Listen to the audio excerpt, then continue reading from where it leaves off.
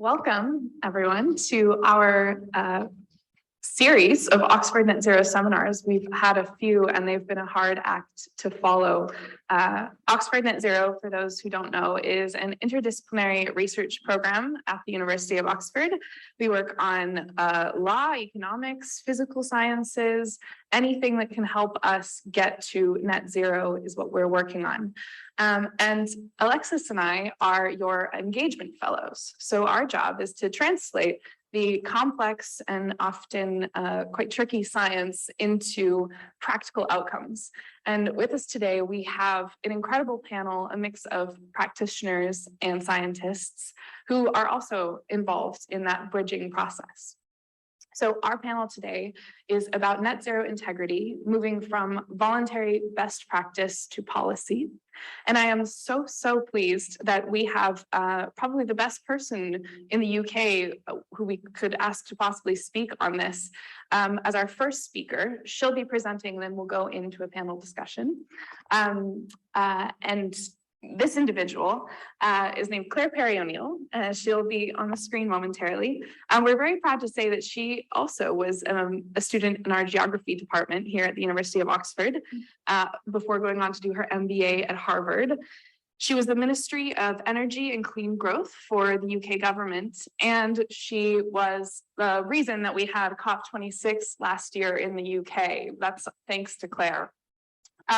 She's also currently a co-chair for the World Business Council for Sustainable Development, who we work with very closely as part of our net zero integrity drive, helping businesses understand their expectations on meeting net zero commitments.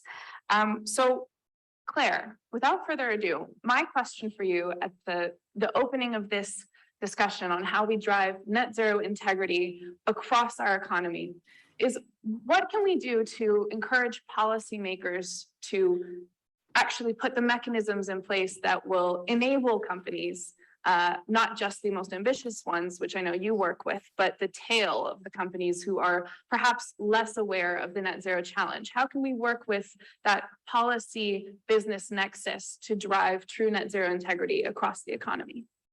Thank you so much, Kate. Can you guys hear me okay in the room? Sorry I can't be with you, and massive apologies. In my new life, I do a lot of traveling, and I have managed to pick up some non-COVID bug, and I'm in danger of coming down with a nasty chest infection. So I've got to leave you sooner than I would want to run off to the doctor for some prophylactic antibiotics.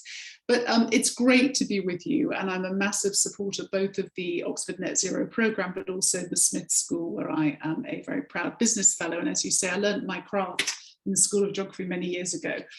And this is a sort of existential question, really, because there is this sort of, how do you drive this change? What is the role of regulation or policy?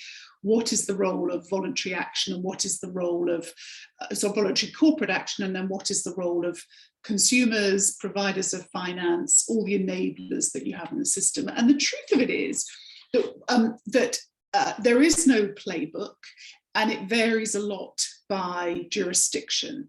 And one of the challenges we have is, we have the COP process, which you alluded to, Kyle, which I, yes, indeed, served as the first president for the UK COP before parting ways with Boris Johnson, who might be back as a prime minister. Who knew that UK politics could dissolve into a pantomime so quickly?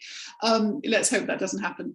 But equally, we put a lot of traction on the COP as this multilateral event that happens every year, where 190 plus countries come together and make a series of, negotiate and come up with a series of pledges. Now the challenge, and first of all, it's a great thing that the COP happens, because it's great that the world, takes 2 weeks to consider the challenge of climate recovery.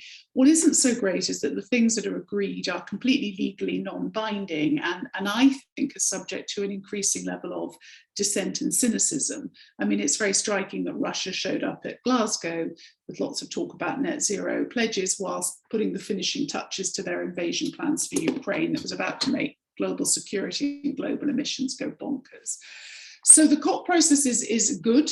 But it does not result in regulation. It acts, if you like, as a sort of pressure group. And it also gives us an opportunity to form what I call coalitions of the willing, which are other public and private groups that may be working at a different scale, who can focus on a particular issue. And if you think about COP26, we had the big focus on the Race to Zero campaigns, where we were working with industry groups. We had the GFANZ Alliance. I know there are concerns about GFANZ governance, but it was still a remarkable achievement to bring those capital pools together. And we had the JET-P programs, which were an attempt to get public and private finance very targeted on energy transition in the developing world. Behind that, we have the national government, and governments can do four things. They can tax, they can spend, they can regulate, and they can convene. And governments around the world are using all of those tools in this transition. I think you need all of them. And I also think you need a massively stronger alliance of the public and private and third sectors to really drive change. But the truth of it is that a little bit of regulation and a bit of regulatory signalling can drive a big change. And I use as an example what has happened to the European car industry after the signalling of the phase out of internal combustion engines, which of course was a very fraught conversation. I remember very well the conversations with the automakers saying this will destroy jobs in the UK if you think about phasing out ICE by 2045. And we said, well, we're going to do it. And then of course that number came in very dramatically. There's almost a game with chicken in this. Who goes first sets the bar, and then everyone can be more ambitious. And it has been very striking that a small amount of regulation or even regulatory signalling has led to a very disproportionate shift in those particular industries. But if you take, by contrast, the other example, which is the passage of the Inflation Reduction Act in America, which is extraordinary, really, because the whole climate debate was mired in ghastly politics, and suddenly, thanks to the senator for West Virginia who holds the deciding vote, the US has set on fire the question of carbon removal, the question of onshoring of battery development, things that we think are all hugely important in the transition. And it's done it almost entirely through incentives, almost no regulation. It's just spraying the cash. And guess what? People are responding. And so and other places, governments act as a big convener. So one of the things you're seeing in the EU now is that there is a regulatory framework evolving. Fit for 55, which has many areas, is strong in parts. But there's also this sense that the government is really convening serious conversations around the hydrogen economy, for example. What do we actually need to do, both in terms of regulation, incentives, co-working? So I think this role for government, there are these four basic roles that governments play, and it will vary by jurisdiction. And ultimately, it is by no means enough, because the reaction of the private sector, or indeed in many cases, I think the stronger ambition in the private sector, and the pools of capital associated with that will determine the speed at which we go. And I find it puzzling as somebody who sat in Whitehall and tried very hard in what feels like a very benign time looking back. We did a lot of stuff right from 2016 in the climate space, culminating in the legislation for net zero by 2050, but also huge public-private commitments to offshore wind, really getting the Green Finance Institute going, getting the carbon capture industry and the hydrogen industries going. It's remarkable how little you can influence at the central regulatory level. You think you're coming up with great policies, you've got funding pools, it's amazing how it doesn't happen. And the final piece of this, and then I'll shut up before I lose my voice completely, is don't neglect the local. So when we talk about these questions of who leads in this mix, we always tend to think of it at a national or even supranational level. I am very struck by how much power and how much influence you can have working locally. Local councils, local politicians. We never go and protest outside Oxford Town Hall. The protests are always in Westminster. Local politicians hold a huge number of levers when it comes to transport policy, building policy, environmental policy. You can form really strong coalitions of the willing by working with local politicians, local businesses, local academics. And I was just in France actually on Monday, which is of course where I'd like to blame them for giving me this bug. But it was very striking talking to this regional group who've been in action for 10 years, who've set out a very clear set of guidelines for how they want their transition to go, and the level of inclusiveness they have brought to that. So governments don't have all the answers. You've got to find ecosystems that will work together. And I think often this bottom-up approach can be very, very effective in delivering the kind of rapid change that we need, and also in showing what's possible. Ultimately, this is a question of, can we imagine the future and start to live it more rapidly than we think we should? And I think showing what is possible at a local level is a great way to do that. I'll stop there, Kaya. Thank you so much for the invitation. Claire, thank you so much for coming with us today. We have some applause from Miles in the front row seat. Oh. Thank you as always for your insights, and thank you most of all for always connecting us with your colleagues. We have Hannah and Diane in the audience here today. We're getting right to work on it, creating that coalition of the willing with business leaders. So I hope you feel better soon. Thank you. See you soon. Take care all. Have a great session. Bye. Bye-bye. Thanks, Claire. So Claire has really helped us to sort of outline what the potential is when you do a little bit of policy innovation. She's also shared that government, from her experience, her hard-fought experience, is a slow boring of hard boards. And so the challenge is set to us in the panel to consider how can we take voluntary ambition, those coalitions of the willing, and move them towards best practice while not forgetting the local level and then moving into policy. Before I think we have a discussion about how we drive policy implementation on net zero, I think it's really important that we are all clear on the what. What is net zero? And what we've seen over the last few years from mapping the standards and voluntary initiatives landscape is that a lot has emerged. New criteria has emerged even in the past couple of months on what a committer, particularly non-state actor committers or corporate committers, need to do to meet net zero. And here to talk to you about that is my colleague and an incredible researcher, but moreover, an incredible business communicator. Alexis McGivern graduated with her MBA from Oxford last year, and before she graduated, we had already pulled her over to come work with us. And she's been spending the summer with some members of the audience mapping the voluntary initiatives and standards landscape to understand, are they saying the same things to each other? Is there agreement on what is net zero? And what is that thing that we need to get into policy claims and criteria? All right, I'm gonna come to the lectern to speak to you all. Feel very academic, so I must.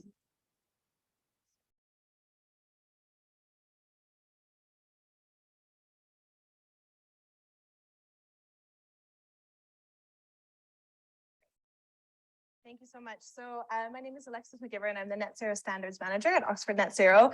And what that means practically is taking, as Kaya mentioned, all this academic research on net zero and translating it for specifically on my side for business players. And Kaya works a lot with policy engagement. So within Oxford Net Zero, we want to really ensure that it's not just academic research staying behind institutional paywalls behind in academic journals, and make sure that knowledge is operationalized and really put to work. So as Kaya mentioned, the question of the day is, do net zero criteria align across the landscape of standards and voluntary initiatives?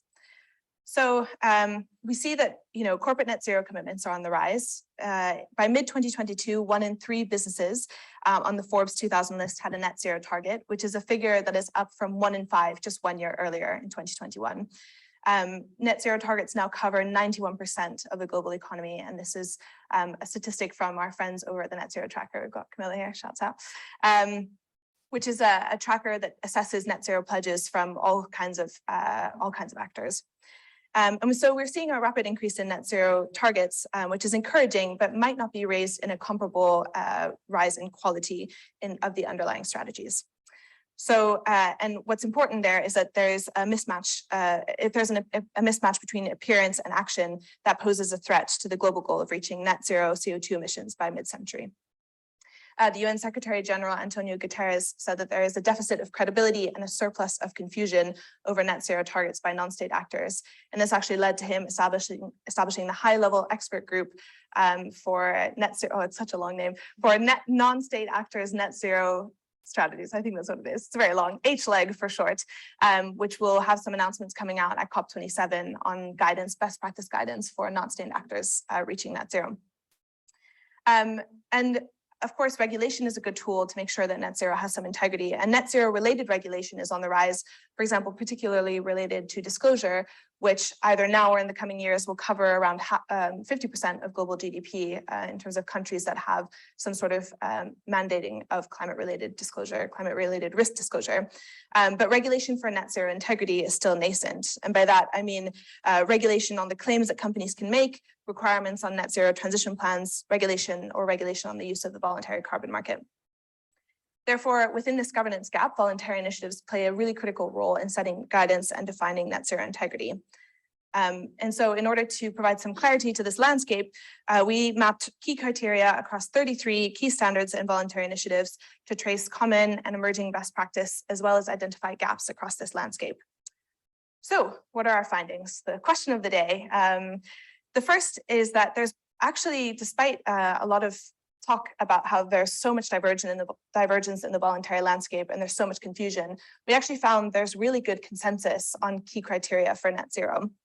There are very few outright contradictions between voluntary initiatives, and variation is actually more due to differences in focus. So for example, some cover measurement while others cover target setting.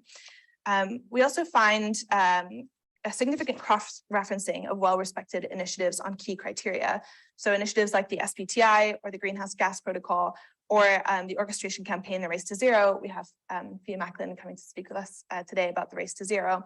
We actually see a lot of convergence on their guidance. So these very well-established and well-respected initiatives are being referenced. And so this graph here, this tangled spider web that's actually not so tangled. So you can see it kind of coalesces around the Greenhouse Gas Protocol, the Race to Zero, and the Science Based Targets Initiative.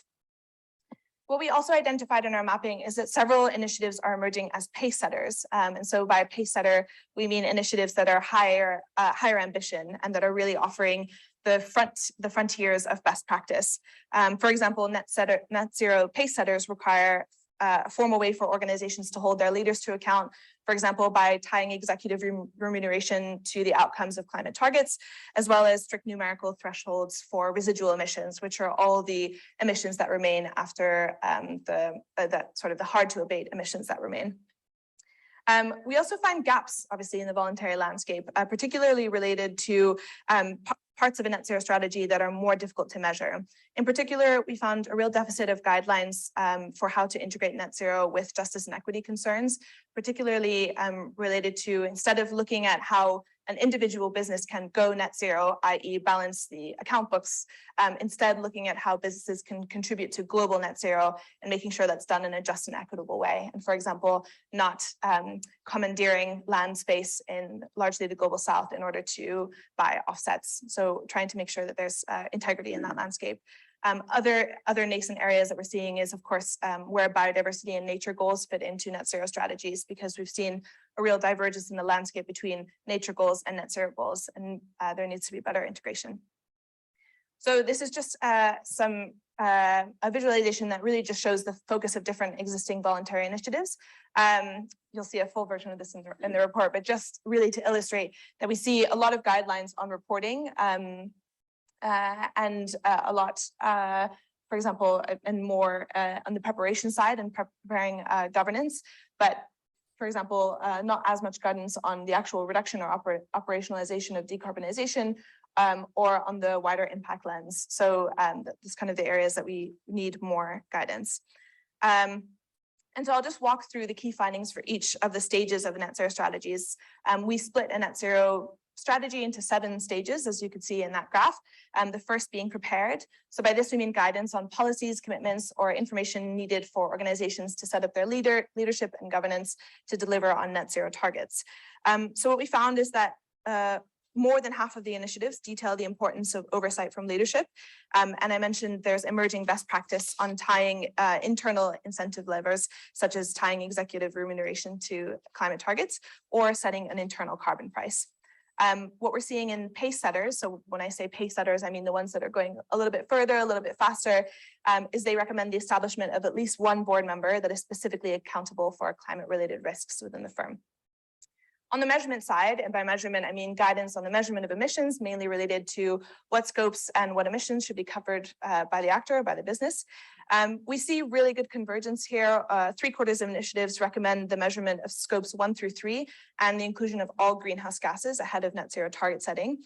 However, of the 25 initiatives that encourage some portion of scope 3 emissions, just under half of them encourage organizations to fully account for scope 3 emissions.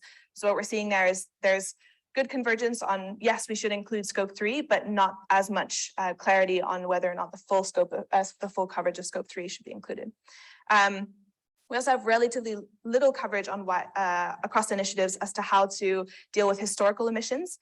And this, as I spoke about the justice and equity bit, this really relates to fair share and how companies should deal with historical emissions within their own net zero strategies.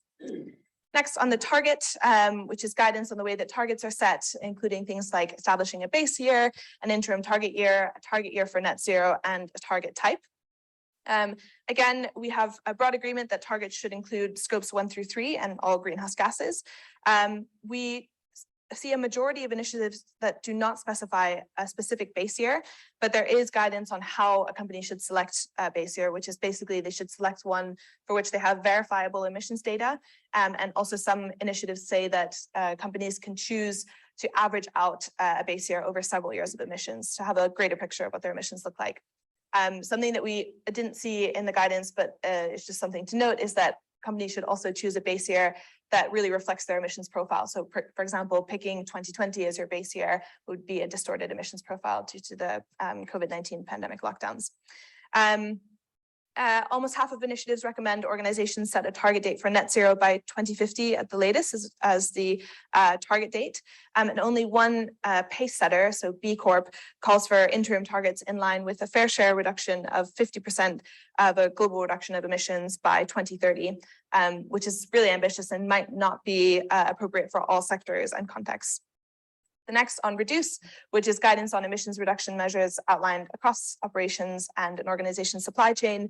So we see really strong alignment at 85% of initiatives recommending a decarbonization strategy. And again, the lack of 100% doesn't necessarily mean that there's disagreement on that. It's more just that different initiatives have different focuses, but we do see a strong mentioning of it. And there's a wide acknowledgement that these should align with global 1.5 degrees pathways. But what is more needed is more sector-specific and geography-specific guidance here. On offset credits, so by this I mean the guidance on the use of carbon credits and any explanation of their extent of use, their measurement and communication on their use. This is of course a very thorny topic, but we see that over 3/4 of voluntary initiatives recognize that offsetting will likely play a role in an organization's net zero strategy. Almost all of them emphasize the need for offsets to be a secondary approach to internal decarbonization, and that where they are used, they should be high quality and with consideration of permanence of the offset. We see just under half recommending restricting the use of offsets to residual emissions, but what we need more is numerical guidance on what residual emissions are. So SBTI, for example, recommends a threshold of decarbonizing to at least 90% and using just 10% of residual emissions that can be offset. And B Corp as well has similar guidance. So it's really important to define what emissions we consider as not feasible to eliminate, especially if we're using financial metrics for that, because it would be very easy for companies to say that it's not financially feasible for them to decarbonize. Just two more for me. Report, so guidance on disclosure of climate-related information, including reporting frequency, emissions, and progress on targets. Here we see really common practice around the need to publish a report at least on an annual basis, with just around a third this emerging best practice recommending a quality assurance, so verification by a third party rather than self-reporting. But only 10%, so only 3 out of 33 initiatives currently specify that companies should report on the limitations of their data, unknowns, or discrepancies in their data. So that's something that we can see could be emerging practice. And then finally, impact. So this piece on engagement with stakeholders when setting net zero targets, including equity impacts, lobbying, and advocacy. So really the company's role within their wider sphere. So as I mentioned at the beginning, very few standards hold provisions for climate justice and equity. Those that do mention alignment with other sustainability goals, such as the Sustainable Development Goals, or the impact of an organization's operations on its workforce and on the communities in which they operate. But we do see pretty strong alignment on lobbying. So more than half of initiatives encourage organizations to ensure that their lobbying aligns with their climate target. What we need to see more of is to make sure that other parts of lobbying in the organization do not hold back climate progress. But as I mentioned, there remains a significant gap on net zero voluntary guidance with regards to how biodiversity and nature are considered within the net zero framework. So I'll use that to frame our discussion and turn over to our wonderful panelists. Thank you so much.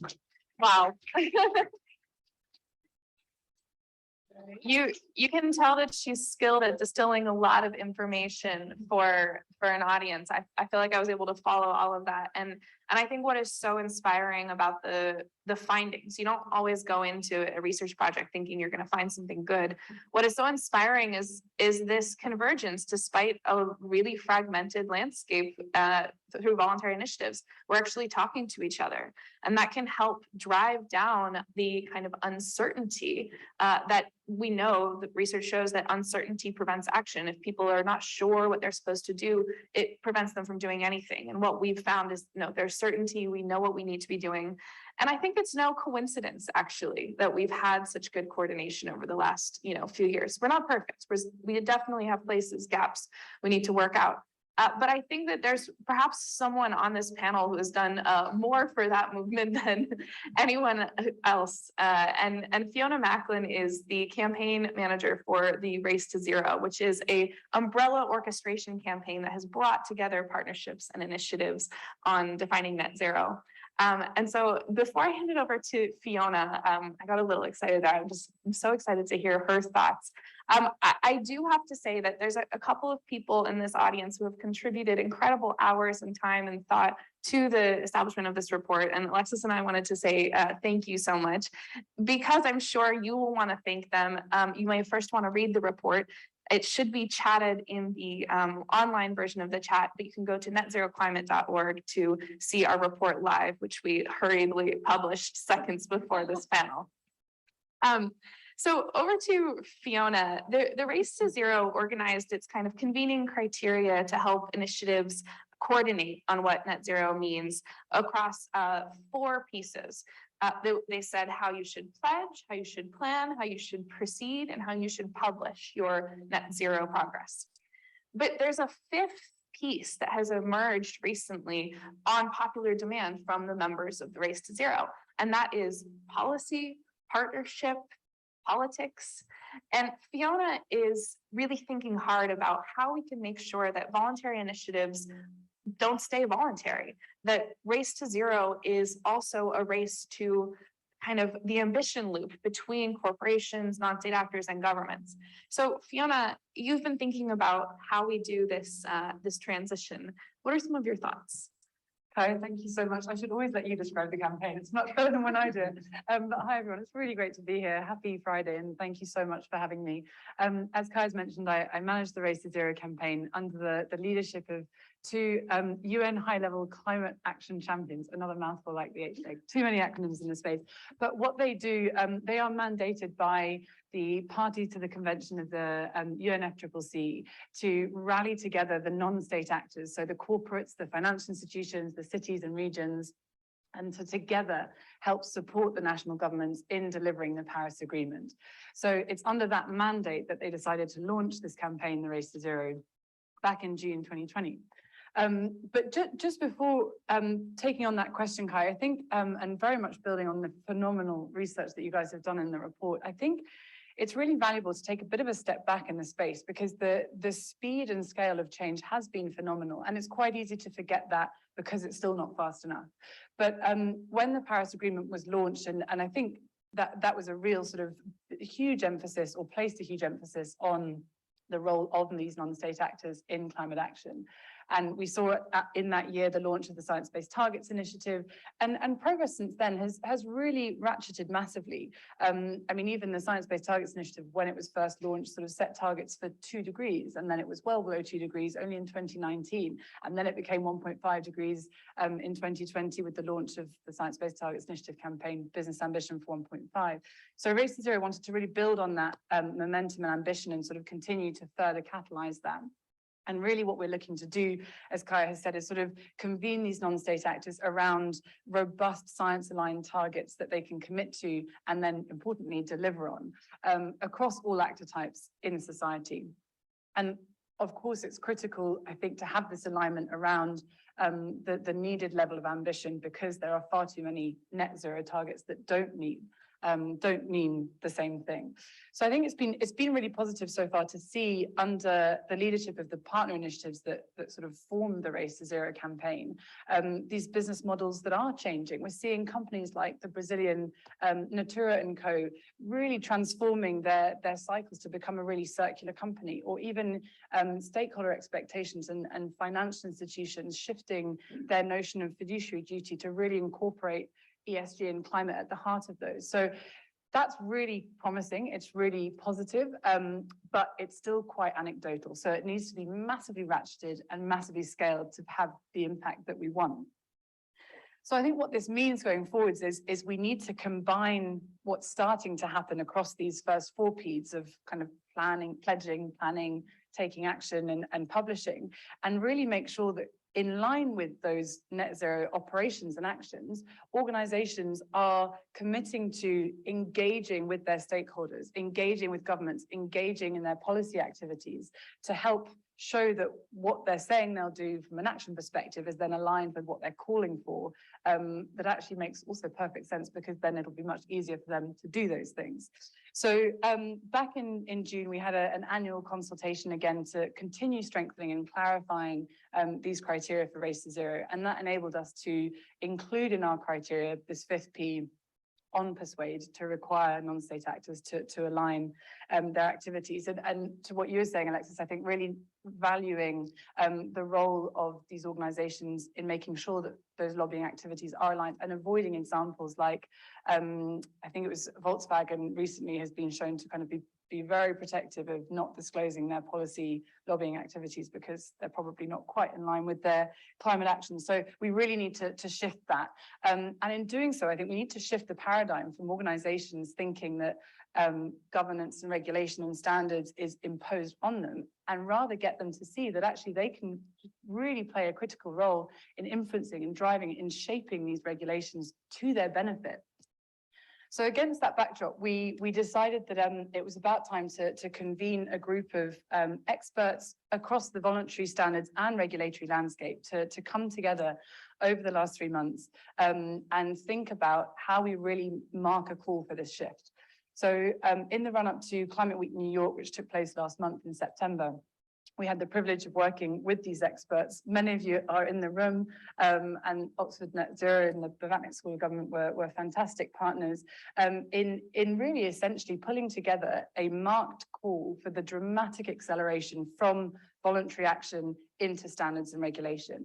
We've seen this with the likes of TCFD before. We've seen this sort of transition from CDP all the way through to an establishment of sort of more regulatory climate disclosure, but that took 20 years. So we really need to scale that acceleration. And in writing this report, we decided to call it the pivot point report to really mark a substantial shift in the way that we think about this transition. So what does this report actually outline? It presents, thanks to fantastic research, an overview of the current landscape, both of voluntary initiatives and existing standards, but also really fascinatingly, the regulatory landscape. And Professor Tom Hale from the Blacknett School of Government and Oxford Net Zero has done a lot of research on how these regulatory shifts are already happening. And it was really, I think, exciting to me to see that jurisdictions that account for about 50% of both global GDP, but also greenhouse gas emissions, are already either have or are in the process of having mandatory climate disclosure. So that is really promising, but we need more of that. So fundamentally, this report is essentially calling for three things. One is the harmonization of existing standards that currently are actually creating some confusion because there's disparity, as you've been saying, in the field in some instances. But it's also asking, calling for the introduction of new enabling policies that can help accelerate climate action and ensure that it's not just voluntarism that we're relying on, and rather this is being embedded in more mature regulatory infrastructure. And thirdly, really importantly, Yasmin, it was great to be discussing this earlier, we also need to think about the removal of regulation that currently hinders action. And I think in particular in the context of today and thinking about the US midterms coming up with a lot of pushback from Republicans against ESG, against regulatory decisions, this is actually an opportunity to say there's some red tape that we don't want, and we need that to go so that we can have this innovation and this important drive in the climate action amongst the private sector. So I think that's an important piece of the puzzle as well, not to forget. And the report also recognizes that, of course, these regulations will take place in many different forms. It can be legislation, it can be tax, as Claire was saying, and it can operate across different actors as well.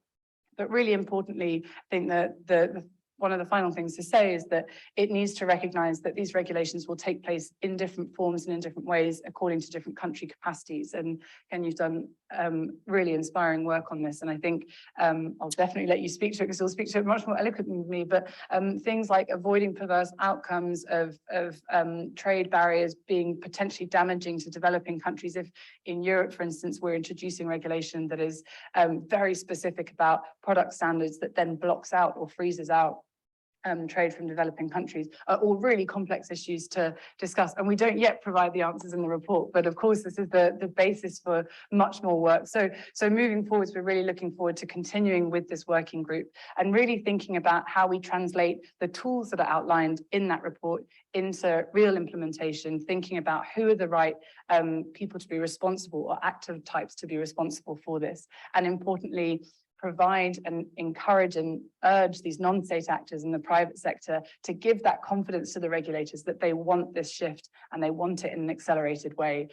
So we'll really look forward to COP27 this year to accelerate that call. Thank you so much, Fiona.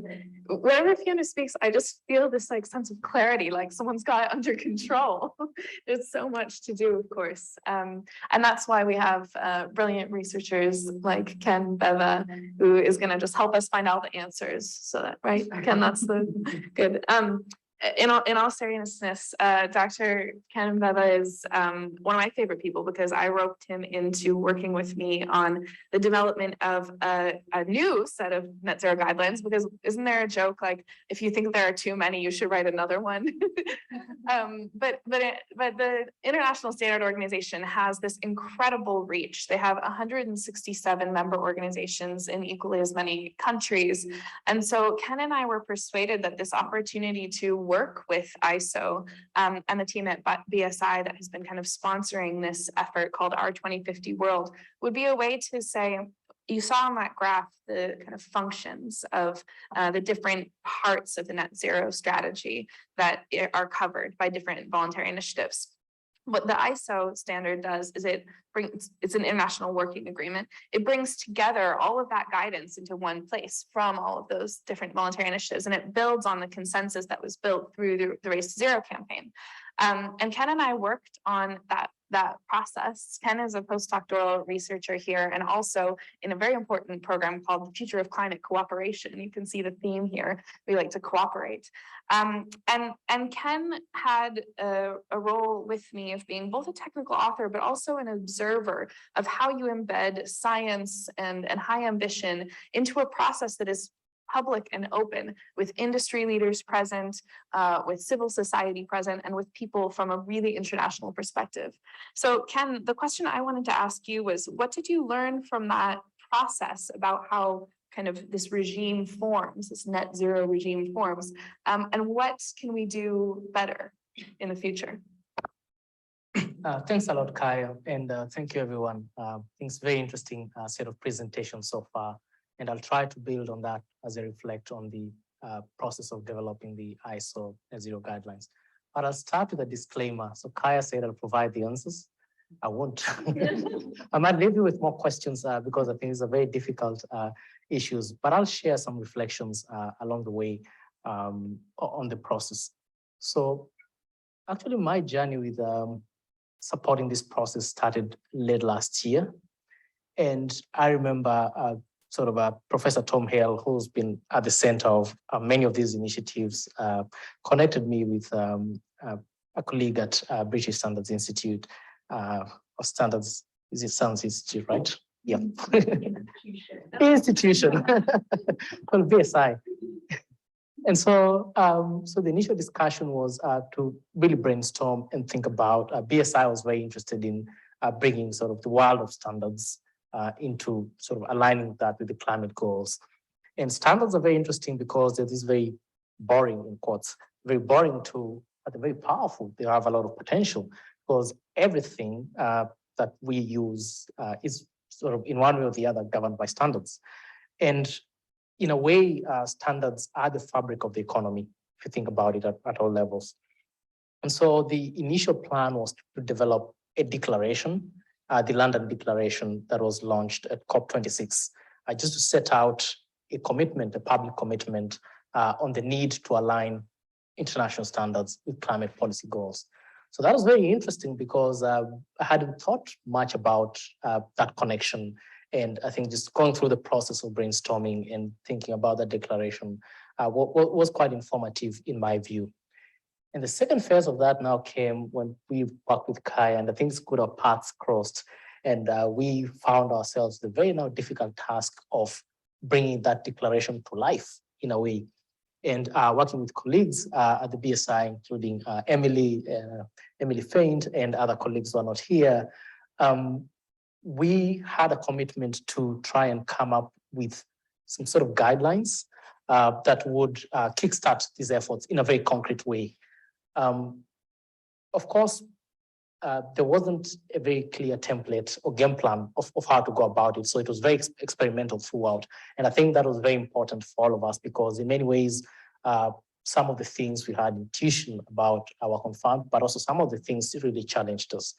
And the good thing is we are now looking at the process from the other side where we contributed to developing those guidelines. They've been adopted and they'll be formally launched at COP27. And I think that's quite interesting. And maybe I'll reflect on a few points that I learned from the process. Maybe my colleagues can chip in on that. So the first point was about laying the foundation. And as you could pick up from the presentations made by the previous panelists, from the Honorable Minister to my fellow colleagues here, a lot of work has gone into setting the ground and understanding how the standards landscape is, but also creating some of the initiatives that sort of build on that kind of mapping and try to bring actors together, which is really incredible work. And I'm very glad to have worked with Fiona as a member of the expert review group of the Race to Zero, where I not only got a chance to contribute my expertise, but also to learn throughout the process on some of the challenges that maybe the various actors who are trying to commit to this initiative were going through, but also some of the opportunities that could arise from that. But also getting to understand the standards landscape based on very interesting analysis by Alexis is a foundational starting point for trying to build these guidelines. So the guidelines sit on top of a lot of work that has been done before, and they try to consolidate and extend that work. So that was sort of the first part in terms of laying the foundation. The second part was now like really understanding where those guidelines could fit within this broad landscape of standards and initiatives, etc. Of course, there are those who argue that we should have like one set of standards, But there are various reasons why we have quite a number of different sets of standards. But perhaps the big challenge is making sure that they're all coherent and contributing to a bigger goal. But that's where those ISO sort of guidelines sit within a bigger landscape of standards. A third part, or my third reflection on the process is quite interesting, because I remember when we started, we had mapped out the standards, but we also knew what we wanted to get from the process. And we were very clear in that we were not just going to develop guidelines for the sake of developing them, but we also had a couple of objectives in mind.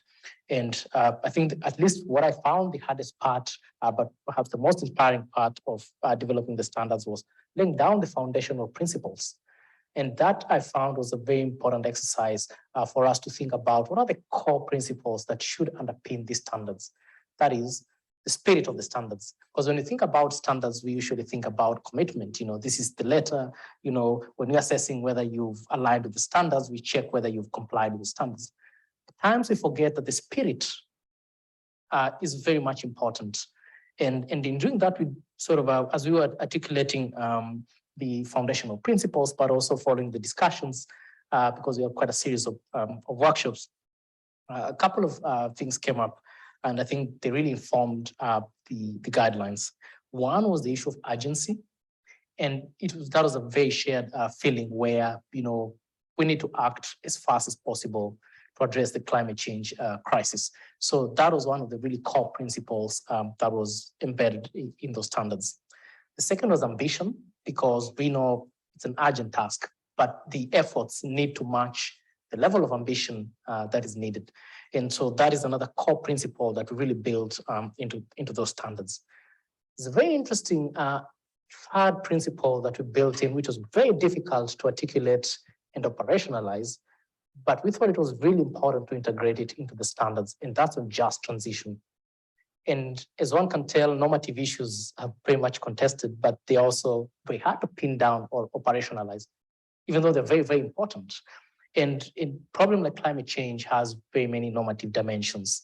And so with the concept of what we had in mind with the just transition was to kind of start opening the door for conversations or creative ways of going about making sure that when you have the alignment of the standards or the guidelines with the climate goals, we do so in a just and in a fair manner. And I think that really shifted sort of or advanced the conversation over and beyond compliance, which is very, very important to start tackling some of the really important issues that shape the debate on climate policy. And of course, there was the issue of integrity. And that was really one of the contested areas where, of course, you have to fight tooth and nail to have it in, because there's no point of having standards which would facilitate, for example, just greenwashing. What's the point of having the standards?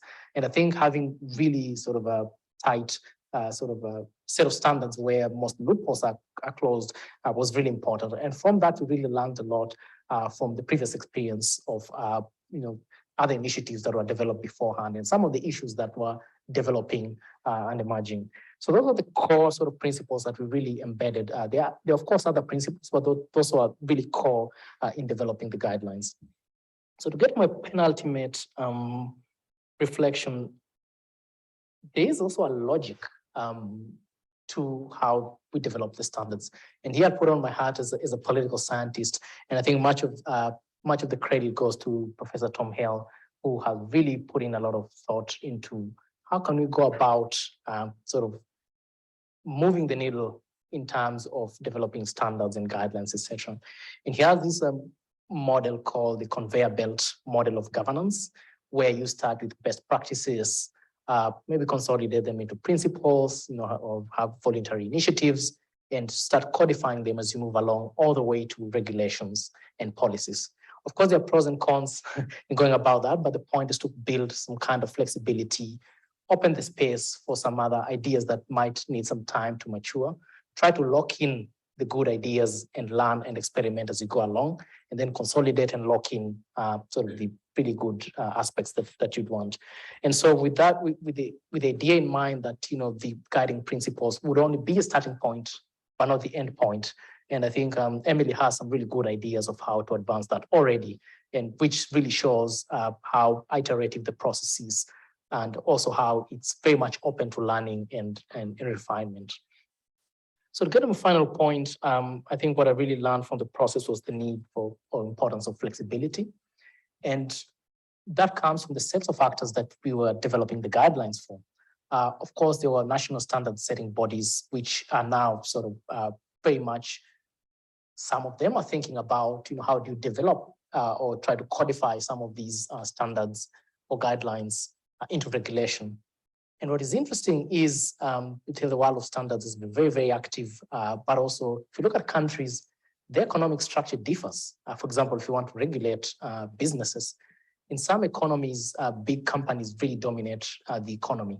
And the way you regulate for such companies is very different from the way you develop sort of regulations for economies where small and medium enterprises form the backbone of the economy. And so that kind of flexibility that we had in mind, and also learning from our other work with non-state actors and trying to get them to engage more with climate policy, was really instrumental in making sure that we do have a tight set of standards, do have an ambitious set of standards, but also a kind of standards that give some flexibility to the various actors to take up those guidelines in a way that fits their context. So I think I'll leave my reflections there, and if there are any questions, I'm happy to pick that up conversation. Thank you so much, Ken. And moreover, thank you for your work on those standards. It's not easy to write a standard for organizations at every level, as we realize. And I think that the work, what it really says is the work is just beginning, and an interpretation at the ground level, as Claire said at the start, at the local level is where we need action. Do standards matter is a question that I asked myself throughout this process. And Ken suggested that standards can be a really valuable convening tool. So in the absence of, say, a central UN kind of government that like we all have to align to, standards can help us find kind of common agreement at the kind of detailed level. But there's a question of, do environmental standards actually get picked up and paid attention to? And this is a question actually being posed by a member of the audience on Zoom. Bruce McNaughton from Oxford has said, "Hi, how many organizations or businesses have implemented ISO 14001, which is the environmental management standard that existed, prior to the net zero working agreement that we just worked on? It's kind of the most well-known, the 14,000 series. And have these organizations integrated their targets and policies into this environmental management system?" And so luckily, I'm here with a direct phone line and a member of the audience from the International Standards Organization. So I was able to find the answer to his question. There are I knew this was going to be hard to read out. There are over 400,000 companies around the world that have committed to this standard across over 600,000 sites. And that's estimates only for 2021. The question of whether the targets are integrated into the management system in real life and practice, according to the standard, if you're certified on the standard, yes, it should be, because that's what the standard says, that it has to be integrated. I do think I see some environmental consultants in the room. I see some friends who work with companies closely. The degree to which environmental integrity and sustainability is truly embedded across every function and department of an organization, I think that's an interesting question, if we have succeeded at trickling that down to every level. And that actually brings me to my next question from the audience. Sorry, members in person, we'll come to you next. I always like to bring in the online audience first. I think this is a really good, I love a controversial question. So the next question, and I'm going to put it to the panel. This is from Jim Matthew. "I am a firm believer in net zero carbon, but I have never been able to find anyone say that if net zero carbon is achieved, then 1, ocean levels will stop rising, 2, desertification will stop, 3, ocean pollution will stop, 4, biodiversity loss will stop, and 5, fresh water supplies will stop being depleted. My point is there is an assumed connection between net zero carbon and achieving these tangible events, but that simply is not true." Oh, I love a pessimist on a panel. So I think in both of these questions, there's this sense of we're speaking at a very high level. what is actually happening. And before this panel, the speakers and some friends were just meeting for lunch, and we had this conversation. We've defined basically what it means to clean up your own house, to sort of say, I've accounted for my emissions, and here's how I set my path towards net zero. But have we done enough to innovate or to incentivize innovation and action on the ground? We're talking about materiality, about putting kind of the green hydrogen into place.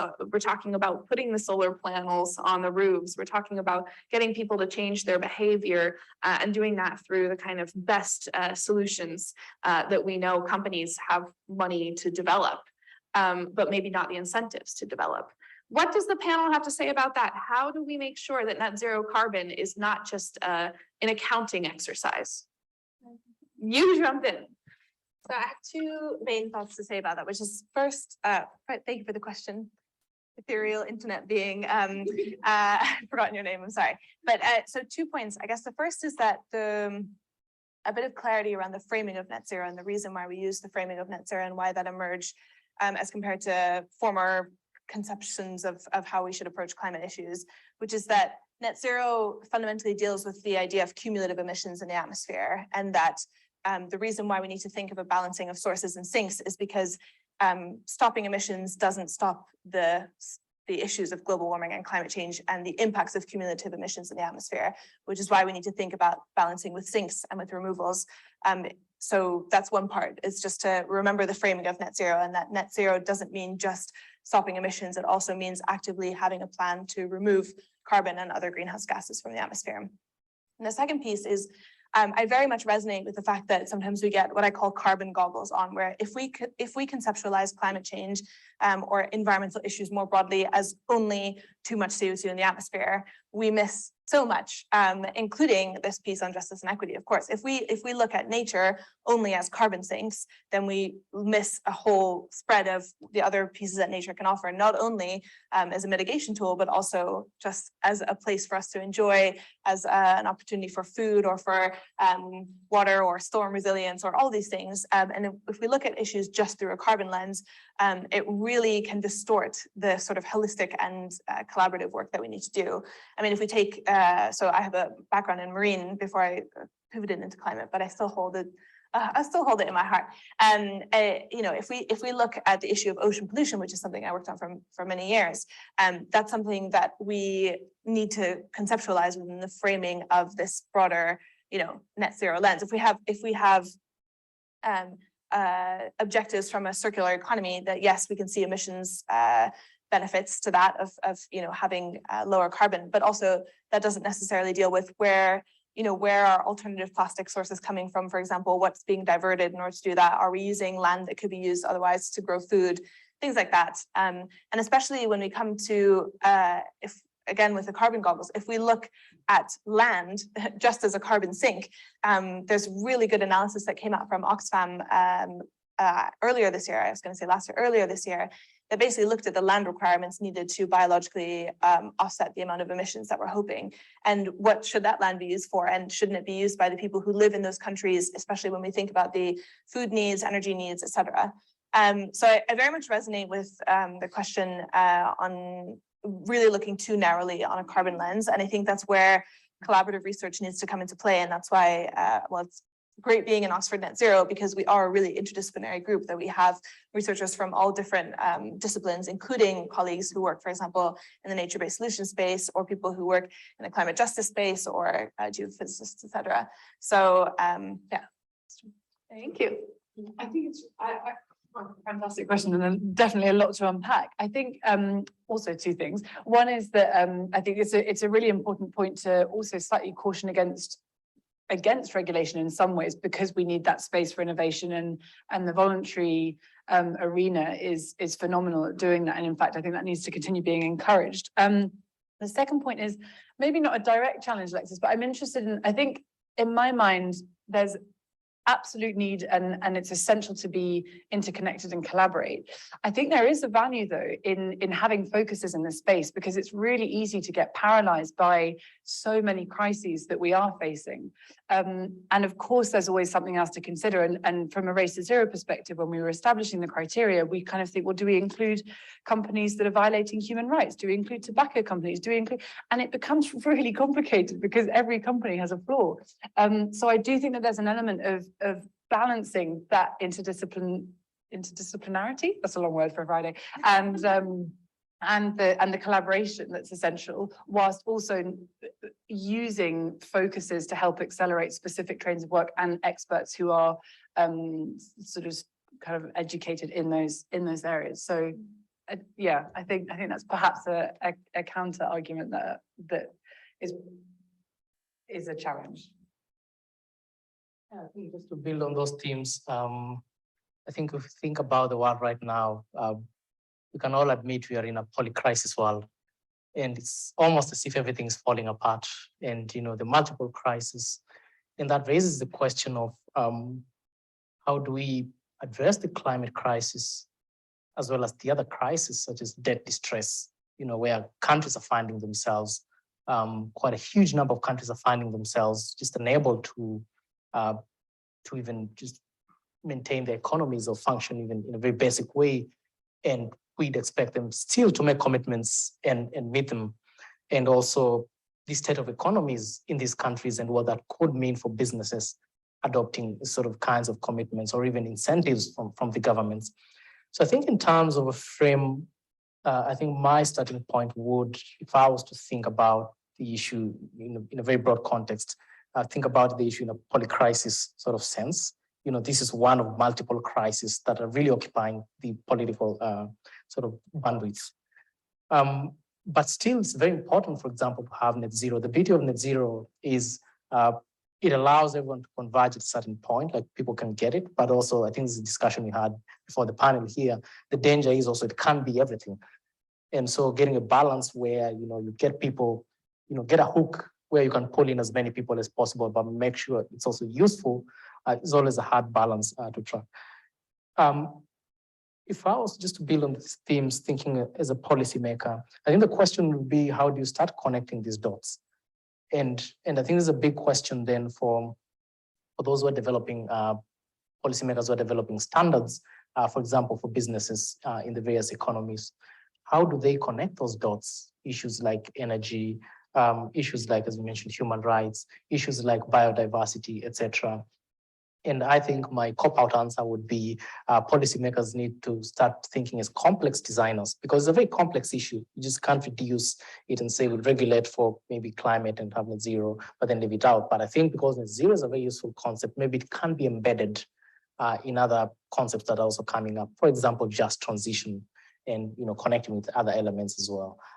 So that's the way I think about it. And perhaps that's the next big challenge of how to really connect the dots and making sure that while we're addressing the climate issue, we're also addressing maybe other issues simultaneously. Much. I'm going to take chair's prerogative here because I love a controversial question, and just say that we it's not in a qualitative researcher kind of terminology. In net zero is necessary but not sufficient. And that's something that we're trying to acknowledge in our work on standards and policy. So in the new ISO guidelines, in the Race to Zero criteria, we say if you have a net zero target, but you don't have a twin nature target, it's not a good net zero target. We say if equity and justice are not carefully spelled out across the communities that will be impacted, you do not have a just net zero target. And so I think it's starting to sort of tip that hat towards those people who are developing the criteria for biodiversity net gain, who are our colleagues, Jessica Omokuji, who are really thinking deeply about these justice issues. But it's also, I think we need to get more specific about those measures and those metrics. And that's what our mapping report shows, is that we can't just pay lip service anymore. So I am so pleased to keep you guys around for as long as you want to ask questions. And please, if you feel that you want to make a comment, people usually on panels say only questions, no comments, but we'd like to hear from you as well. So if you'd simply like to make a comment, raise your hand and do so. We like dialogue at Oxford. And if you have a question for the audience, I'll take one now. I'll go one at a time. Yes, please. Yes, my question is that's interesting. Do you need a mic? Interesting conversation. you mentioned, for example, we were talking about voluntary organization. We're working on this concept here on using the, we say, digital community in order to tackle the climate change. And also, I think the question is I want to ask is how you see the digital concept or digital net zero. That's the area we are involved in. We are also presenting a paper at COP27 on tackling the climate change using digital and therefore planning. In other words, the climate and the, let's say, the nature or the environmental side is a twinning. So how we then can twinning and develop some strategy using digitalization? So the question is the use of digitalization in the net zero. Thank you. You define for me digital net zero. On the net zero approach. Okay, panel. So you mean online opportunities to advance avoided emissions, or? Before you start the process, you need to create some kind of twinning of the existing situation for development, for example. And then from there, you see the impact of the resilience of climate on the nature itself. So which are the actions to be taken?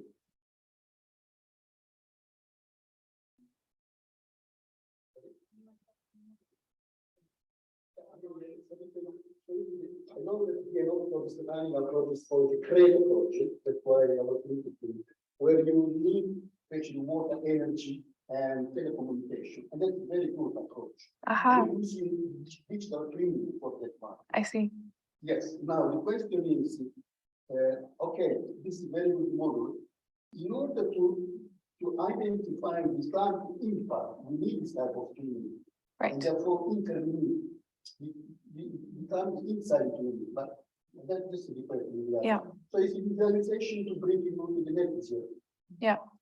I think I understand your point that the proliferation of digital technology, cell phones, for example, so people can track their kind of carbon impacts or their removals or their emissions reductions, is both a development opportunity as well as a climate opportunity. I think that's absolutely right.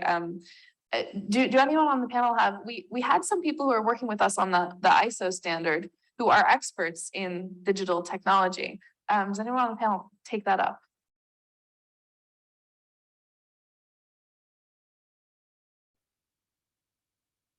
I think I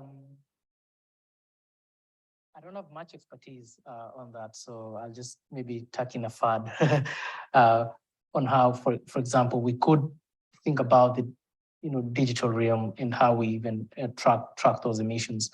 For example, the issue of Bitcoin has been a very big issue because some Bitcoin servers actually emitting much more than some countries. So how do you connect, for example, some of those very rapid development, because Bitcoin is just a fad that has come and it's gone in a very short time, even though it's very intensive, and how do you regulate for such kinds of things, also connecting that digital realm as well as to, very physical. And I think that also ties to the question of offsets. When you're doing offsets for such kinds of things, how do you connect with, offset systems that have ecosystem integrity, etc. I think maybe my colleagues can weigh in on that. Very clean in this context.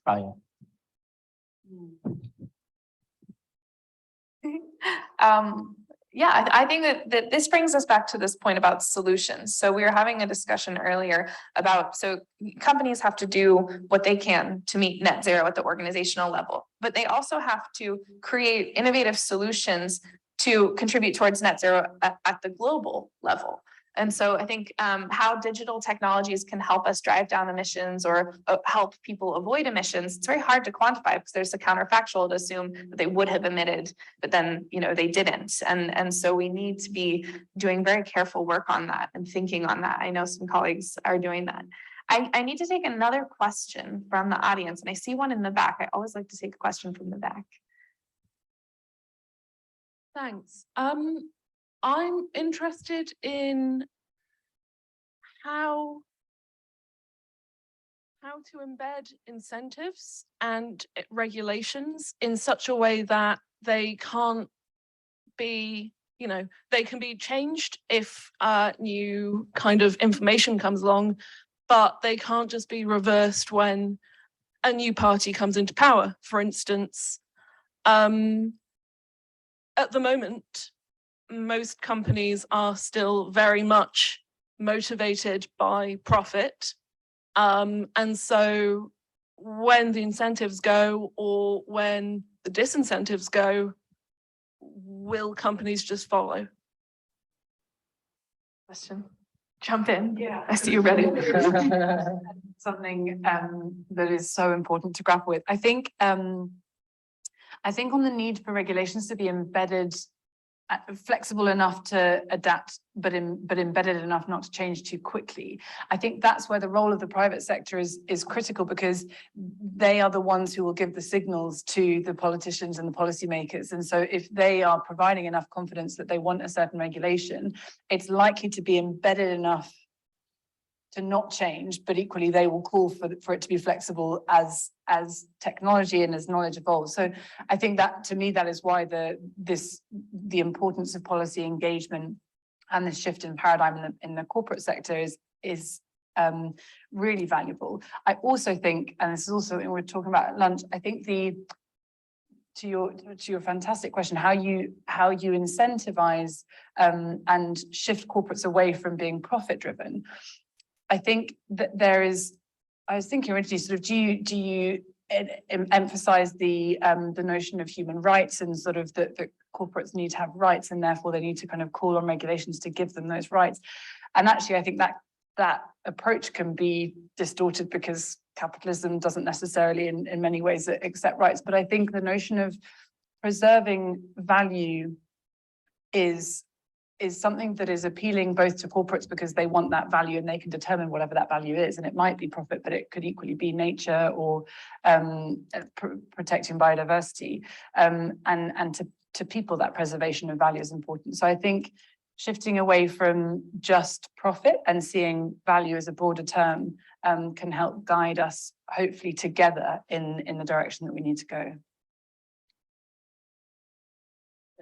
Chipping very quickly. I think NDCs, or nationally determined contributions, which like a kind of pledge every country or some regions put forward, could be a very useful instrument as well, in terms of this policy lock-in, but also anticipating some of the, I'm not a lawyer, so take this as a caveat, some of the policy battles that are unfolding, because some interest groups are starting to really fight these initiatives. And I think the good thing about NDCs is that they're flexible enough. And if you look at more than 100 and something NDCs, many of them implicitly or explicitly include sort of a commitment to support, like having a private sector contribution. And that, in a way, really provides a holistic way of capturing that kind of part of society in contributing to the goals of the Paris Agreement, but also can provide a kind of lever. And with expectations, hopefully, that countries strengthen the NDCs and make them more ambitious, that could open the space to build in some kinds of either best practices or initiatives or regulations as we go along. So whether that could be successful or not, I don't know, but I think the NDCs could really open sort of those kinds of spaces to really introduce some of these ideas, and then they can be locked in as successive NDCs get stronger over time. Thank you. Sorry, if I can add one more point. It's just that what we're seeing a lot as well is that citizens are taking their own governments to court over failure to, comply with net zero strategy. I mean, this happened this summer in the UK, where citizens groups and environmental law firms took the UK government to court over the fact that their 6th carbon budget they felt wasn't in line with what they needed to achieve net zero by 2050. And because the UK has committed to that legally under the Climate Change Act, it's that provides the framework for those conversations to happen, even when there's a change of administration. So there's possibility there to embed things in the law so that there's grounds for them to be, and that also happened in Germany, for example, last summer too, where youth activists took the government to court over the fact that the burden of dealing with climate change would disproportionately fall on their generation. So there is precedence within the kind of climate litigation space to keep some consistency even when there's change. I'm going to take another from the online audience because I think it's relevant, and I want just a quick answer, maybe from Fiona or one other. Why is business lobbying so strongly against adding climate expectations into, say, sustainability disclosure or due diligence, for example? I'm not an expert, but from my experience, I think it's really complex because lobbying against, often corporates are faced with needing to lobby for something, and that is attached to lobbying against something else. So if a corporate is part of a trade association that wants to fight for certain sort of food subsidies, is a bad example, but that trade association might also be promoting negative climate action, and it's really hard for a company to dissociate themselves from that trade association. So the lobbying space is phenomenally complex. I also think in some instances, as we've seen in the US a lot, and in particular in the run-up to the IRA introduction, there are a lot of things that corporates lobby against because it's a very specific part of a climate bill. And it doesn't mean that they're lobbying against the climate bill as a whole, but they want to preserve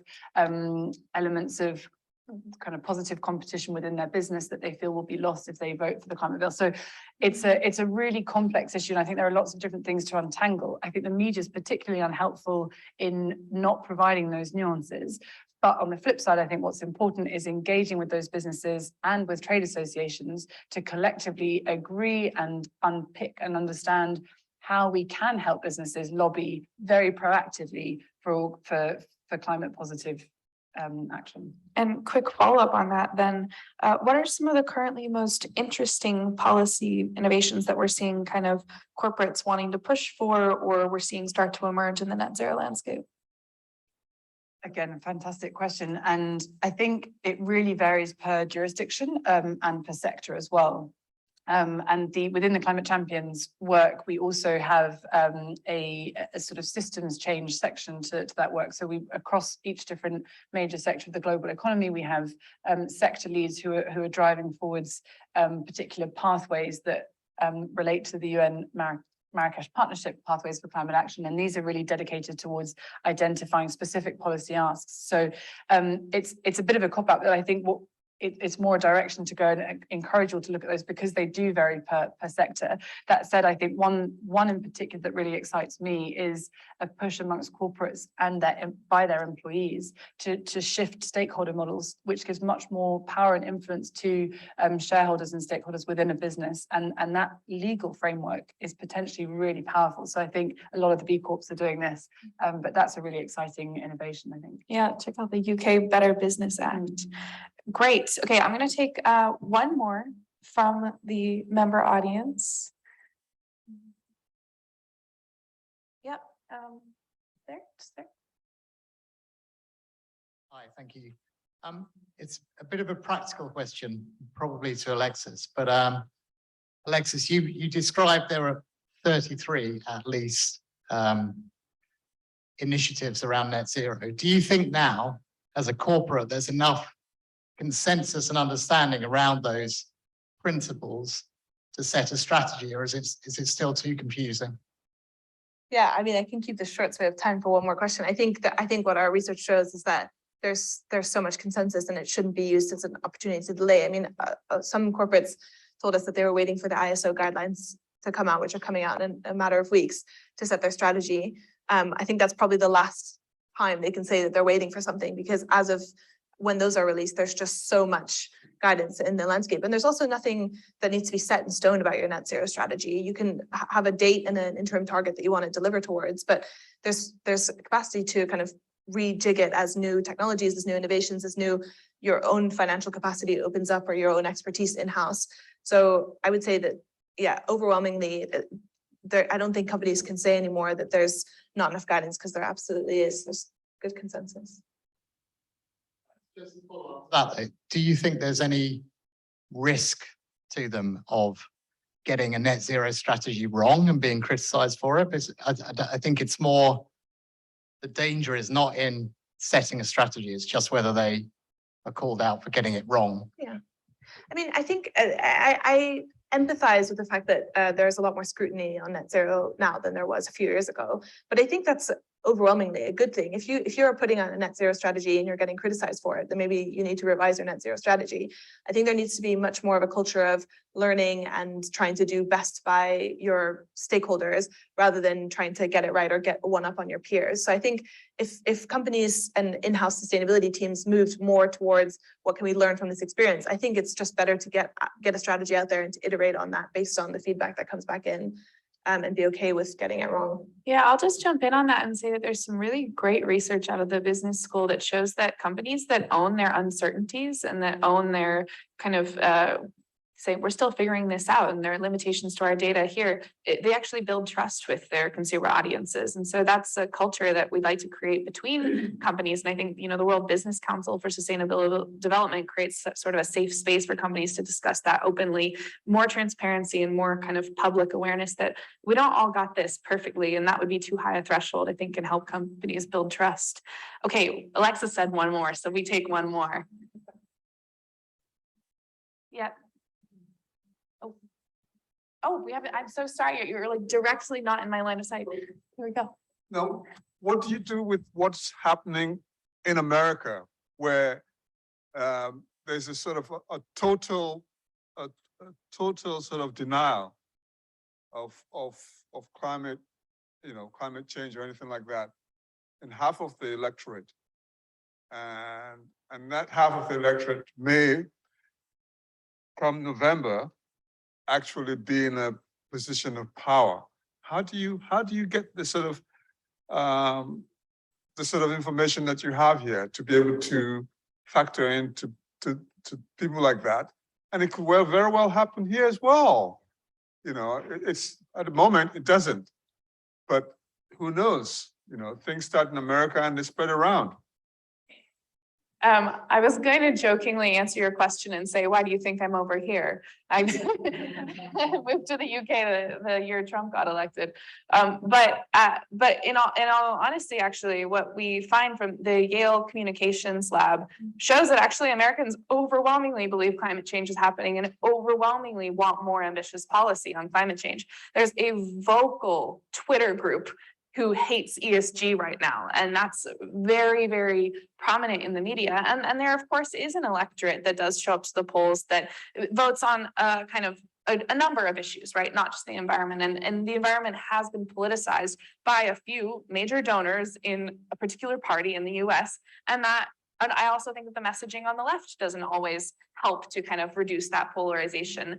I guess what I've learned, kind of taking a step back and working in international spheres, is that there is a huge spectrum of people from different political ideologies and parties who are deeply passionate and aware of this crisis and who feel it at a level that all they want to do all day is work on solutions. And as soon as you start talking at the level of solutions, talk to engineers. I mean, that'll give you hope, right? And it'll also make you feel crazy because you don't know what they're talking about half the time. But talk to people who are making things happen. And I think if we bring those people into the landscape, into the public sphere more often, if we bring, physicists into the public sphere more often, and they can explain to you what's going on as a balance of gases, it suddenly simplifies, it takes out the noise, it takes out the identity kind of vitriol that I see in my country. And maybe one day I'll go back and help, but for now we have a lot of work to do, and we have 2 more. Yeah, just to add one point to that as well, because I have a big passion for climate communication. I think too, understanding, I really try to resist sitting in an ivory tower and looking at people outside of it and saying, oh, well, I'm just smarter than them and I know more about climate change than they do. I think I tried to identify what are the things that people actually care about, what are the things that preoccupy them on a daily basis, and how might those things be affected by climate change, and using that as a way in rather than kind of made an assumption that there's a moral, reason why they're not as invested in climate change as I am. So I would say coming to those spaces with some empathy as to what the education systems, what the value systems, where people are raised, and how that influences their outcomes. For example, I'm Canadian, and we have a huge spread within Canada of how people view and understand climate change. And I happen to be from a circle that's much more liberal, but that doesn't mean that the concerns of other Canadians aren't relevant to my own. So I would just put a point in there for, yeah, empathy.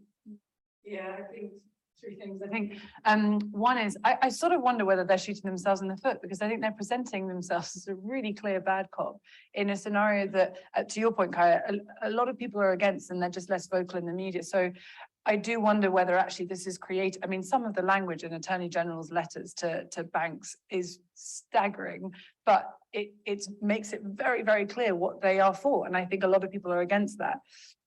Couldn't agree more with you with the comms tactics. And I think as a second point, the media really needs to be influenced as well, because they are not helping with confusion, and they're not helping with actually unwittingly, I think, playing into the Republican tactic, even if they don't mean to. So I think there's a lot of, it's not just educating some of the Republicans perhaps, or to your point, sort of sharing information with them in a strategic way, but also influencing the communicators who are perpetuating that narrative.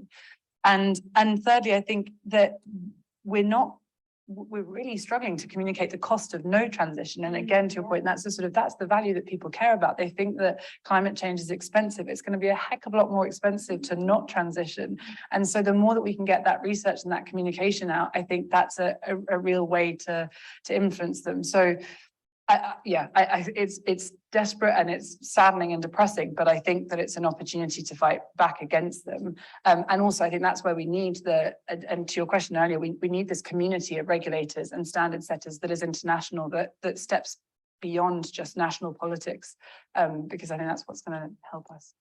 Absolutely right. I saw a stat that said it'll cost us a little over 1 trillion to solve climate change, but close to 7 trillion to not invest now to do those things. Ken, you have the final word. I'm not American, so but I follow American politics from a personal point of view, so I'm not an expert on American domestic politics. But my reflection would be, I think this sort of echoes in 2016 when Donald Trump became president, and there were fears that the US would withdraw from the Paris Agreement, which they did.